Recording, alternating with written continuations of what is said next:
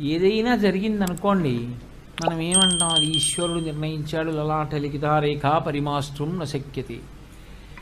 ఒకటి జరగలేదనుకోండి, ఈశ్వరానుగ్రహం లేదంటాం. అప్పుడు ఒకడు గొప్పవాడు అయ్యాడు అనుకోండి, ఈశ్వరానుగ్రహం.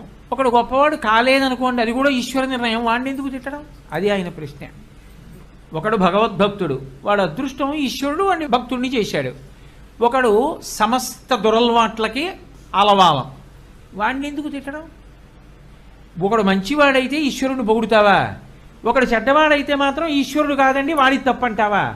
అప్పుడు వాడి ప్రమేయమే ఉంది. మంచిలో కానీ చెడులో కానీ రెండిటిలో వాడి స్వాతంత్ర్యం లేనప్పుడు రెండిటికి కర్త ఈశ్వరుడు కదా, వ్యక్తి కర్త ఎలా అయ్యాడు? అది ఆయన ప్రశ్న. నిజమే, అది పైకి చూసినప్పుడు అలాగే అనిపిస్తుంది. కానీ ఒక విషయం బాగా జ్ఞాపకం పెట్టుకోవాలి. ఒక మనిషి పాడయ్యాడు అనడానికి కానీ, ఒక మనిషి ఉండవలసిన